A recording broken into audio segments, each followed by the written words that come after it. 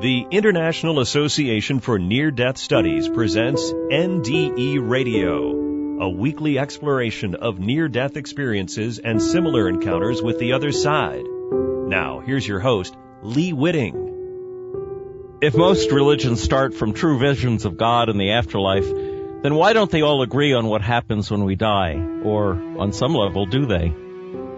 Welcome to NDE Radio, brought to you by the International Association for Near-Death Studies. I'm your host, Lee Whitting. I've just returned to Maine from sunny Newport Beach, California, where we had our annual and very fascinating IANDS Labor Day conference with experiencers and speakers from around the world. Many of the talks were recorded and should soon be available at the website iands.org, and IANDS is already planning next year's conference in San Antonio, Texas, so pencil that in for Labor Day weekend 2015. You may have noticed our Conferences Week show was a repeat of an interview with James Bean, and we concluded that one with an agreement to return to the fascinating topic of what other religions have to say about dying and the hereafter. And that is just what we're going to do today. James Bean is a comparative religion scholar and a book reviewer, author, public speaker, and broadcaster with a broad familiarity with global religions and spiritual traditions. James, welcome back to NDE Radio. Thanks for having me. Oh, it's always a pleasure. Great to be here. James, in your studies, do you find any commonality or any agreement among the various religions as to what happens when we die? I think there are many parallels in the different world religions and with the near-death experience. The manifestation of light as part of the process of crossing over, very similar to the descriptions that we read in the NDE books, a tunnel of light and an ascension of the soul, leaving the body behind and going into worlds of light or bright light.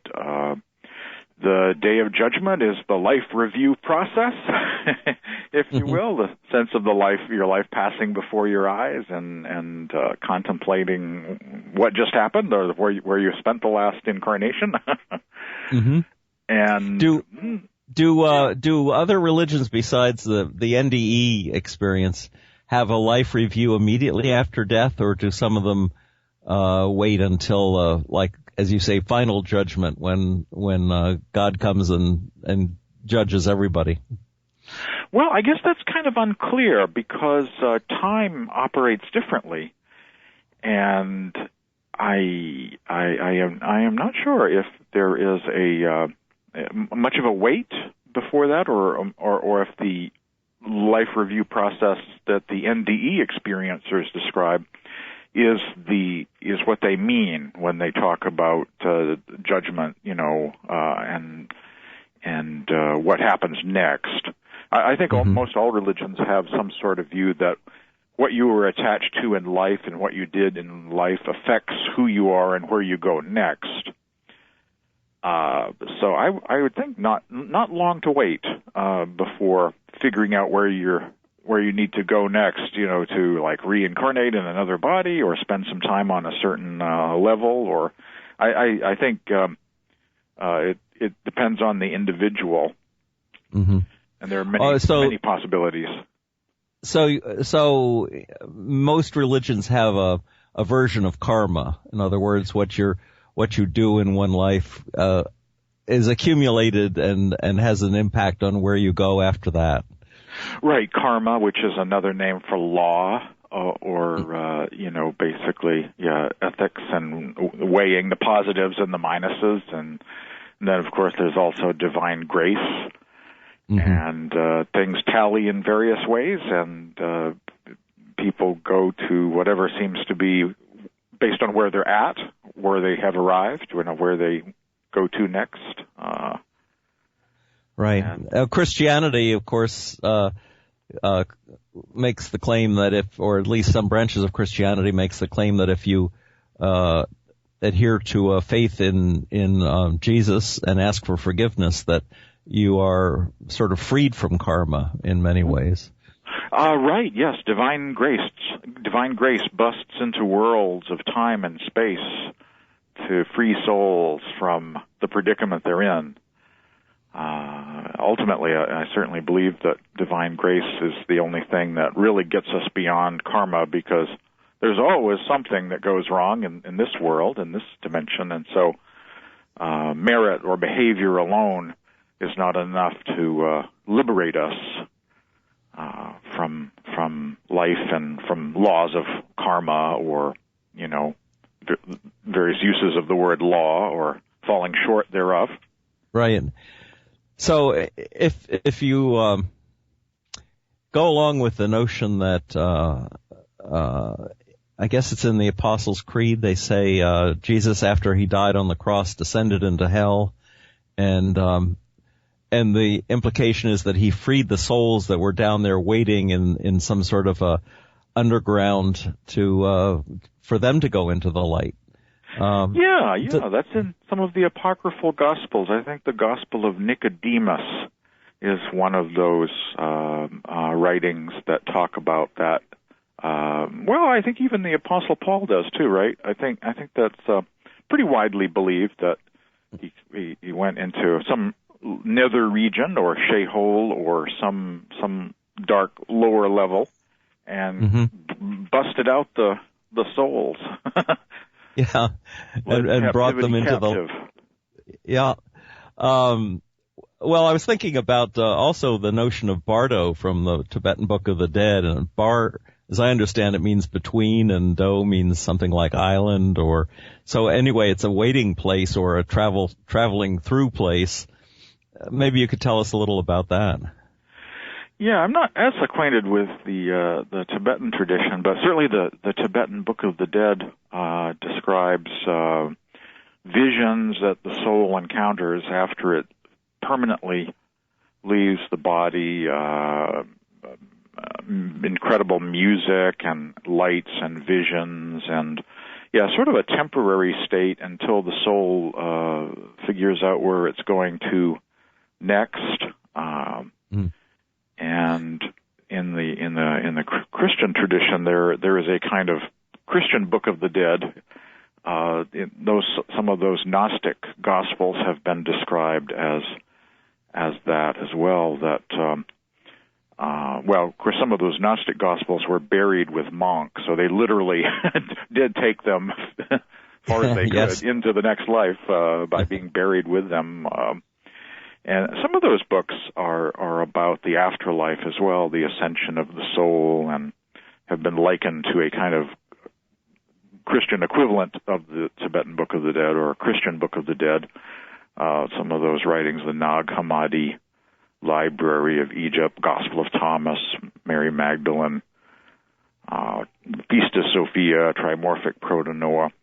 And those have instructions about what to do in the afterlife, certain sacred names or names of God, and phrases that are like passwords that you're supposed to repeat when you're asked certain questions, and by the gatekeepers or troll bridge beings at different levels or regions, and that's to allow the soul to pass through those regions on the way up, to not be detained, but to pass through unhindered into other realms. So the ascension of the soul through the heavens is a goal in mysticism, and certainly after death is described in those writings. And in the Tibetan Book of the Dead, there are temptations as well, aren't there? They're copulating couples and sometimes demons that you have to avoid.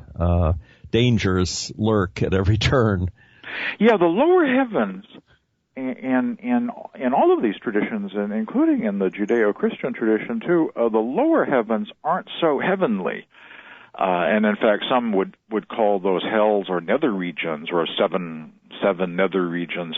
They might refer to them as lower astral kind of levels, and even though the astral plane generally is conceived of as being the next level up, but it's not really all that heavenly. And there are temptations seductive visions, and it's like temptations to try and distract souls from their destination. Cosmic flypaper, if you will. Oh, great! That's a great image. I love that one. Or labyrinth, or just some, and you can think of what goes on in this world as largely being that too. Always enough distractions, economic, political, to keep people off center, so they don't have time to contemplate the meaning of life, because they're running from, caught up in warfare and distress of one sort or another. And there's temptations and addictions and whatnot. And in the astral realm, east and west, there is this view that there are always endless amounts of whatever your mind can conjure up, whatever you can imagine, is there. And souls can get distracted, or there's always that temptation, being distracted. So that's one aspect of it. Souls are warned to not be distracted by temptations or supernatural powers, any number of things that are there to keep souls from moving forward, but to get stuck or go on a detour. Do you think that ghosts that are stuck in this earthly plane are the victims of something they encountered in the Bardo? Well, they seem to be attached to their house, I think. Quite often, ghosts are associated with older houses. And, of course, the older the house, the more history with more souls they've had. And it's as if some have not wanted to move on, but are kind of tethered to the house that they spend a lot of time in. And which is kind of considered to be very, very low, kind of, poor souls can't have it moved on. So they're considered fairly negative by spiritual traditions. Ghosts are kind of like what you're told to not seek out. So yes, no Ouija board, please. There are some folks who've had out-of-body experiences who claim to have encountered ghosts with addictions. In other words, they've, for instance, traveled into a bar and seen ghosts pretending to have a drink, standing next to living people who are drinking, because they are still attracted to the whole ambiance of that, that addiction that they had. Right, kind of intoxication by proxy, standing close and trying to catch a sense of the intoxication from a living person. Yes. Yeah. Talk about not moving on, right? I mean, they're really. They're attached. Well, there's also a movie, I think it's titled Into the Void, where this low-life drug addict finally winds up killing himself with an overdose in a bathroom somewhere, and his soul doesn't even begin to attain to the light, but instead travels looking for people making love in order that he can be reborn into another body and go on with his life as it was. Yeah, that was an amazing movie. I keep hoping that will get repeated. I haven't really seen that around, but that was a very well done film from a couple years back, and I will have to look for that because it was so impressive. The reincarnating, here I go into the womb, here I am. That was so well done. Yes, but on a very depressing level, had nothing to do with the imagery of, say, heaven is for real, I guess would be a good comparison. One very hopeful and the other very low. Right. This soul was so attached that they just wanted to hop back into another womb as soon as possible, and clearly was not finished with this realm. Now, when you mentioned that there are different names for God, and that people are like using a magic password, we've often heard stories about people who've had a dark or distressing NDE. And when they've called out, for instance, Jesus' name to help them, that they are immediately lifted up out of the darkness, out of whatever terrible situation they are in or think they're in, into the light. And so that would be in keeping with what you said earlier. Yeah, it's kind of like hitting a high floor on the elevator button, one of the elevator buttons, to try and change your location where you are. And yeah, I think a lot of it is intent. If the soul's intention when they repeat that name is really a cry for help, in all sincerity, whatever language they're using, whatever name that is, I think that definitely works, and that's a very universal principle. And actually, in meditation, the repetition of a sacred name is essential to kind of enter into an out-of-body type or visionary experience, going to the right place, going to a very high positive place, protected.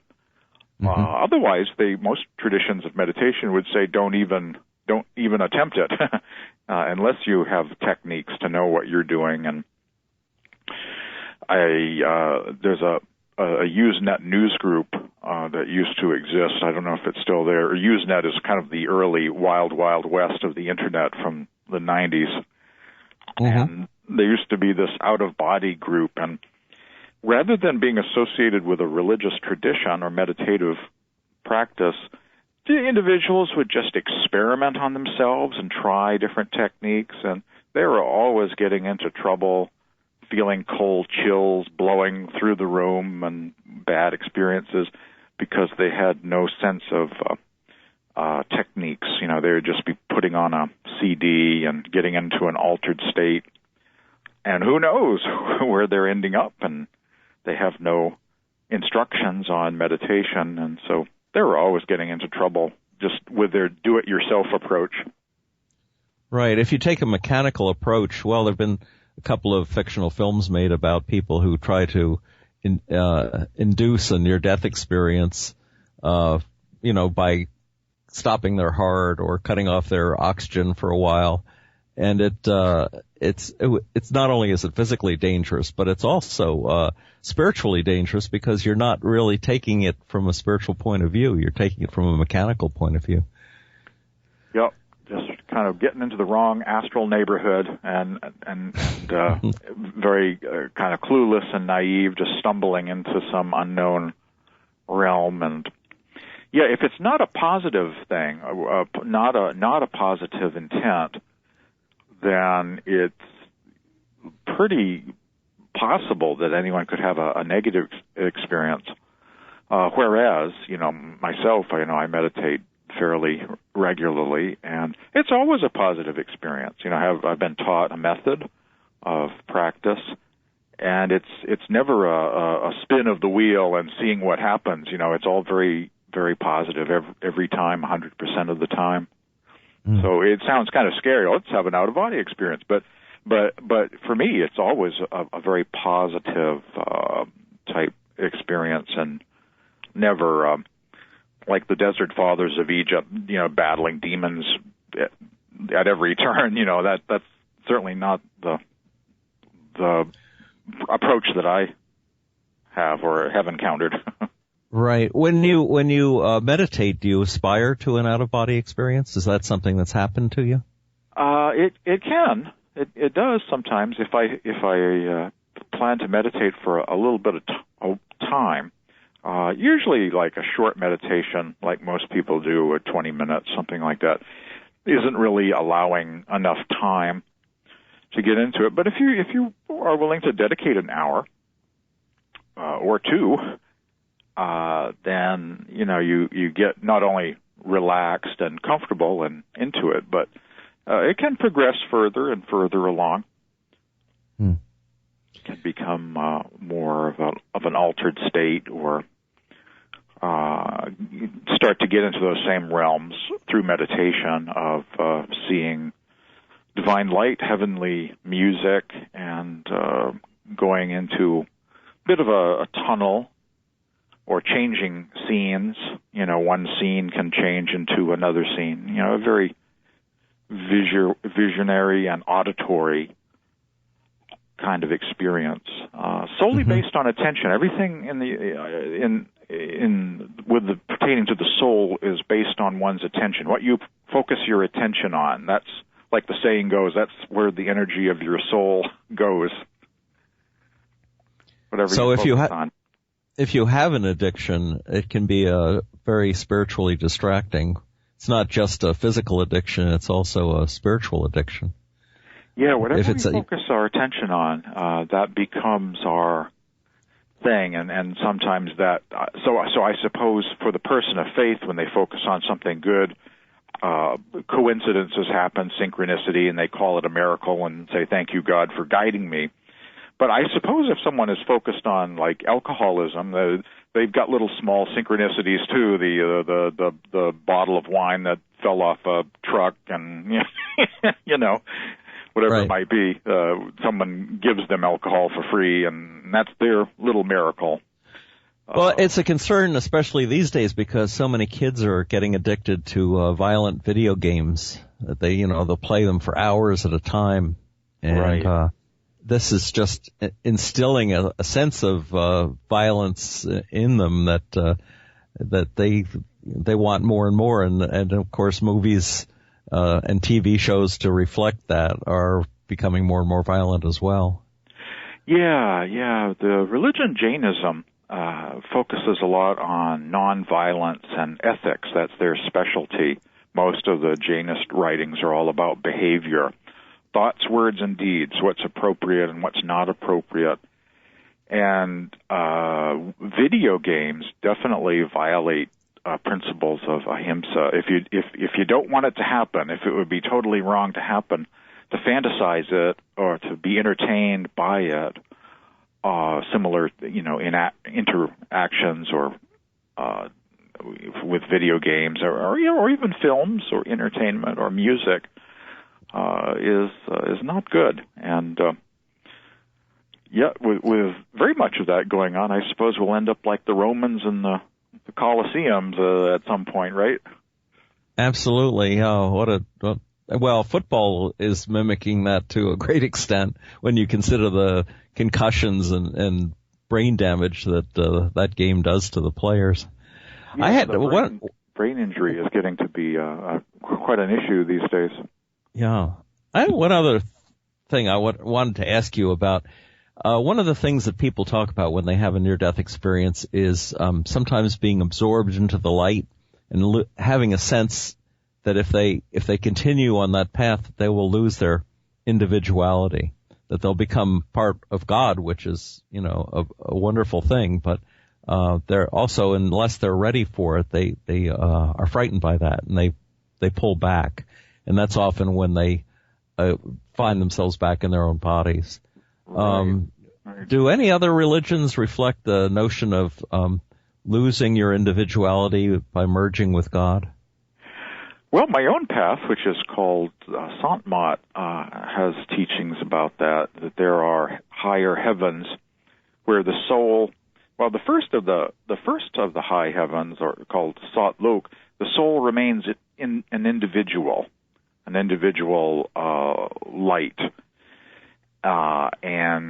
but there are a couple of higher levels where the soul can merge into God and then return back to an individualized state again, kind of trying it out, if you will, but has the ability to switch back again. And that's a level of nearness. And I think in Kabbalah, they also have the word nearness to refer to this kind of near God, but not completely absorbed permanently into God kind of state. So the soul has freedom of choice even at that level, whether to merge in God or remain in an individualized state. And then, of course, the top heaven, is just pure God, pure consciousness, kind of like an infinite ocean. So would these be the levels of heaven that you've talked about before? Yes, yeah. The higher heavens are progressively more infinite. And the waiting room to God, it's this kind of state where the soul can merge into God and then resume into an individualized state. The only thing in science fiction that has kind of mimicked that a little bit, there was a series of Star Trek where one of the alien type creatures was able to do that, was able to kind of melt into this kind of pond or ocean on this alien world and kind of mingle with his ancestors or kindred souls, and then could come back on out again and reconstitute as an individualized being again. So there's an example of fiction kind of duplicating that to some degree. So they saw God as a pool of souls. In other words, God is made up of all of us, or was it a greater power than that? Well, it's actually greater than that, but I would say that that is the view that souls are all like drops of the divine ocean. Right. And it's a very big divine ocean. One of the speakers at the IONS conference said that it was like as individuals were waves on the ocean, but eventually we melt down or merge with the greater body of water. Yeah, the ocean of love or ocean of God, which is infinite and vast, and each soul is like a tiny drop from that ocean. And there are a lot of souls, but it's a very, very, very big ocean. It is. Well, when you think of the possibility of multiple universes, multiple worlds, it's amazing to think that if that's the case, even on this planet with the number of people that are dying at any given minute, that we get the kind of individual attention that NDEs imply, that Jesus or someone, an angel or someone, will be there to meet us on the other side. Right. Yeah, an infinite ocean, but infinite consciousness, and so enough for everyone, even though it's a very big universe or multiverse, and it keeps getting bigger. We keep we keep discovering that there's more to it, that it's even bigger, and we're up to clusters of galaxies and filaments of galactic filaments, and then this universe is just like one bubble and an infinite foam of bubbles. Exactly. Well, James, we're just about out of time. I know that you had mentioned before that you have a chart of the different heavens available on your website. Maybe you could tell people about how they could find out more about what you're doing and your website and Spiritual Awakening Radio and so forth. Yeah, I can if people send me an email, I can send them a link to charts of the heavens, the heavenly realms.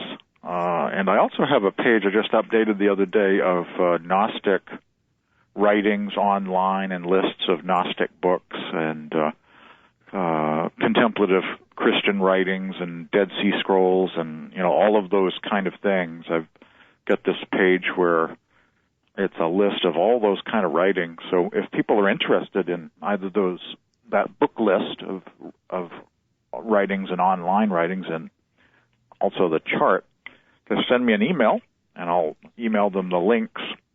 Okay, and what's your email address? That would be james@spiritualawakeningradio.com. Very good. Well, thank you, James. My thanks to our guest, James Bean, for today's edition of IANDS NDE Radio.